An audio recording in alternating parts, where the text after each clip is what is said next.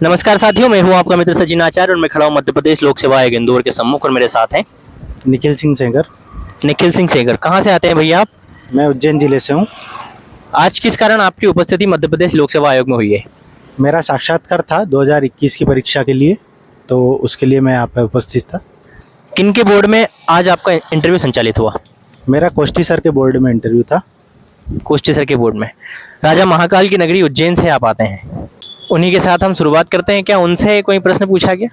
जी, उज्जैन जिले से काफ़ी प्रश्न पूछे गए थे। सारे धार्मिक स्थलों के नाम और जितने भी है सब पूछा गया था।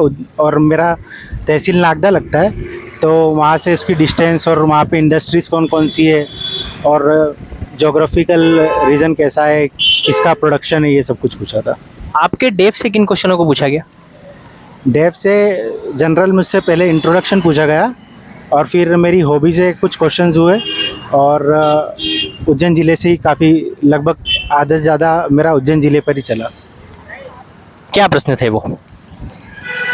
जैसे कि उज्जैन में कौन कौन से धार्मिक स्थल हैं, उज्जैन में किस चीज़ का प्रोडक्शन होता है, और मैंने ही ऐड करके उनको आर्कोलॉजिकल साइट्स, और उन्होंने पूछा कि उज्जैन के बारे में और बताओ, तो मैंने आर्कोलॉजिकल साइट्स और हिस्टोरिकल सिग्निफिकेंस, वहाँ के कौन किंग्स वगैरह थे, और ये सब कुछ हिस्ट्री भी पूछी उससे। और फिर डेफ से ही जैसे हॉबी से फुटबॉल में पूछा कि आप कौन सी पोजीशन पे खेलते हो, और 2 इंटरनेशनल प्लेयर्स के नाम और 2 नेशनल प्लेयर्स के नाम पूछे थे। और सुनील छेत्री सर का भी रिटायरमेंट अनाउंस हुआ है, तो उनसे भी थोड़े बहुत क्वेश्चन पूछे थे। क्या करंट से किन्हीं क्वेश्चनों को पूछा गया? करंट से इलेक्शन के मुद्दों पे बात हुई थी, तो मैनिफेस्टो पे बात हुई कि कांग्रेस के मैनिफेस्टो में आपको क्या अच्छा लगा, और बीजेपी के मैनिफेस्टो में ऐसा क्या था, और मोदी गवर्नमेंट की 2019 से लेकर अब तक की कौन कौन सी स्कीम्स आपको अच्छी लगी और क्या क्या हुआ है परिवर्तन, वो सब कुछ पूछा। कोई 2 योजनाएं जो आपको वर्तमान सरकार की अच्छी लगी? एक गरीब कल्याण अन्न योजना और स्वनिधि योजना जो वेंडर्स के लिए है। आपने अन्य योजना का, जिसके तहत 5 किलो अनाज प्रति व्यक्ति को फ्री अप मिलता है। एक तरफ प्रधानमंत्री 80 करोड़ भारतीयों को निःशुल्क अनाज देने की बात करते हैं और दूसरी तरफ हम वर्ल्ड 3rd इकोनॉमी लाने का हमारा मॉडल प्रस्तुत कर रहे हैं, तो क्या दर्शाता है ये? पर हमको जैसे सस्टेनेबल डेवलपमेंट गोल को देखें तो हमको जीरो हंगर की तरफ भी जाना है। तो अगर सबके न्यूट्रिशन अगर पूर्ति होती है तो वो कहीं ना कहीं ह्यूमन रिसोर्स को डेवलपमेंट में काम आएगा और हमारी इकोनॉमी को और आगे ले जाने में काम करेगा। हंगर इंडेक्स में क्या रैंक है इंडिया की? अभी हंगर इंडेक्स में थोड़ा पीछे हैं, 111 हो गई है शायद, अभी ढंग से रिकॉल नहीं कर पा रहा हूँ। हम जिसको विरोधी राष्ट्र मानते हैं उससे भी हम पीछे हैं। आयोग के सदस्यों का स्वभाव कैसा था आज का? नॉर्मली लगा। आपकी लोक सेवा की ये यात्रा कहाँ से शुरू होती है? ये मुझे तो 2016 से तैयारी कर रहा हूँ और अभी ये मेरा सेकंड इंटरव्यू था। 2016 से 2024, पिछले 8 साल से आप एमपीपीएससी के क्षेत्र से जुड़े हुए हैं। किन कठिनाइयों का सामना अब तक आपको करना पड़ा है? सेल्फ मोटिवेशन रखना पड़ता है और अपने आप को जब एग्ज़ाम्स हो तो थोड़ा सा ज़्यादा वर्क करना पड़ता है अपनी कमज़ोरियों पर। जो कमज़ोर अभ्यर्थी हैं वो अपनी कमज़ोरियों को कैसे दूर करें? पढ़ाई करके। सेल्फ मोटिवेशन को स्थिर कैसे रखें? जिससे आपको खुशी मिल रही हो पहले वो करो और अपने लिए भी टाइम निकालो।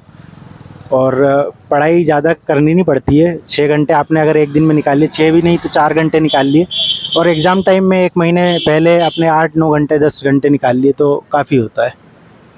आगामी जो अभ्यर्थी अपने इंटरव्यू के लिए यहाँ आने वाले हैं उनके लिए कोई सुझाव आपके? इलेक्शन और करंट अफेयर्स आयोग आपसे खुद ही पूछ रहा है कि आप क्या पढ़ के आए हैं, आपको स्कीम्स वगैरह, ये सब नॉर्मल क्वेश्चंस ही हैं। और मुझसे तो हॉबी से भी पूछा और गृह जिले से भी पूछा, तो ये सब तो प्रिपेयर रहता ही है। क्या हॉबी है सर आपकी? मेरी हॉबी कुकिंग है और उसके अलावा फुटबॉल खेलना है। क्या बनाते हैं आप कुकिंग में? कुकिंग में मैं नॉर्थ इंडियन स्टाइल पूरा क्यूजिन पूरा बना लेता हूँ और इंडियन स्ट्रीट फूड्स और साउथ इंडियन क्यूजिन भी बना लेता हूँ। साउथ इंडियन में लेमन राइस बनाते आता है आपको? मुख्य क्या होता है लेमन राइस में?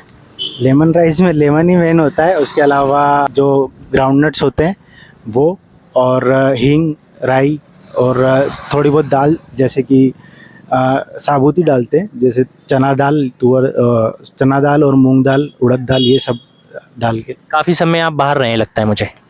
हाँ, मैं 2011 से ही बाहर हूँ। यहाँ आज पहुँच के दूसरी बार आप यहाँ आए हैं, कैसा लगा आपको?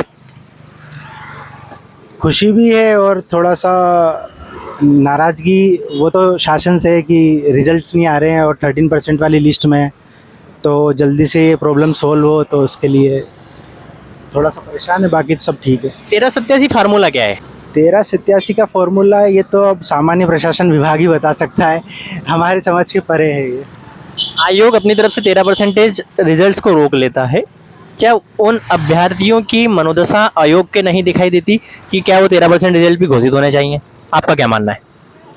उस पर अब टीका टिप्पणी तो क्या करें, अब अगर दिख रहा होता अगर आयोग को या शासन को या प्रशासन को, तो वो कुछ ना कुछ तो इसमें एक्शन लेता ही सही।